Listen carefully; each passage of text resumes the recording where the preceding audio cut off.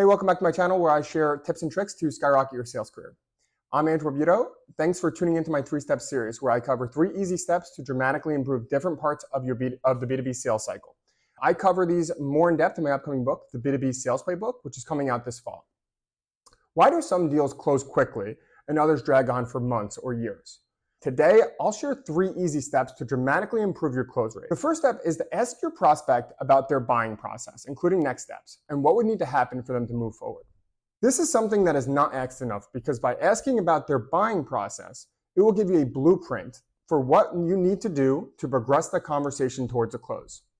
It tells you if there are any other additional decision makers that will need to be sold, who else will need to get on board, who will ultimately be the one to sign the contract, and give you a timeline for when you can reasonably expect the deal to close. By asking what will need to happen for them to move forward, it will reveal whether they are considering alternatives and uncover any potential roadblocks or objections that you'll need to overcome. All of this information is critical for you to understand how you're going to close the deal. Just the fact that they have an answer and are willing to give you this information is a strong buying signal, and that shows that they're serious. Too many sellers never uncover this information, then they don't know what next steps look like on their end, because that's what's really most important here.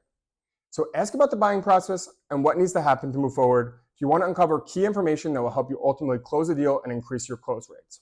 The second step is to make a financial case. Chances are your solution comes with a cost. In order for your prospect to justify that cost, you'll need to show that the total value of your solution will be providing more value than the cost that they will incur. In other words, driving a positive return on investment.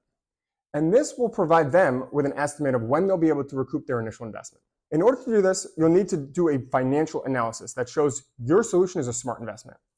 This is a simple calculation that takes into account the revenues that you'll be expecting to generate, the additional costs that they will incur, and then the delta between them to show what additional profit will be going into their pocket. You will likely need to get some of your information from your champion, because a lot of the information that will allow you to make an accurate determination is unlikely to be public information.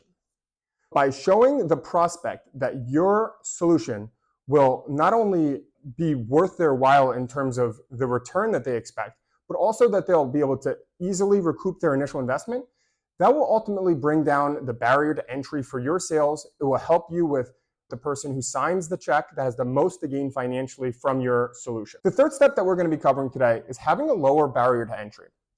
When I first started selling software, I would ask my prospects what they expect to spend in an average year, and then use that number to calculate what their minimum spend level will be in their contract. However, what I was finding out was there was a difference between what prospects said that they expect to be able to spend and what they were willing to guarantee that they could spend.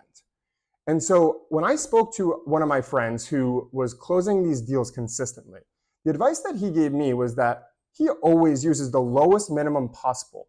So that way you can reduce the barrier to entry for your prospects to sign the contract. What he said was that really the minimum spend level on the contract has no impact on what they ultimately end up spending with the software.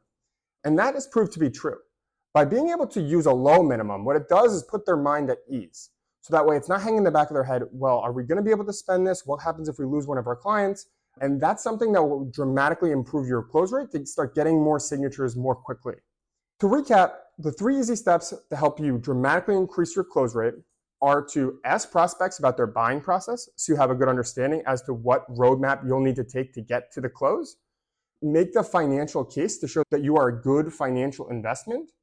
And then ultimately lowering the barrier to entry so that way you can get that signature without having to worry your prospects as to whether they're going to have to spend a ton of money and have everything go right for them to work with you. By utilizing these 3 steps, you should see a dramatic increase in your close rate. Click the link below to learn how I am able to secure next steps in 5 minutes for any meeting.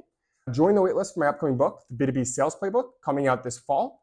Please like and subscribe for more useful sales tips, and keep an eye out for my next video in the series of 3 easy steps to dramatically increase buyer urgency. Thanks so much for watching, and remember, if you're not helping, you're not selling.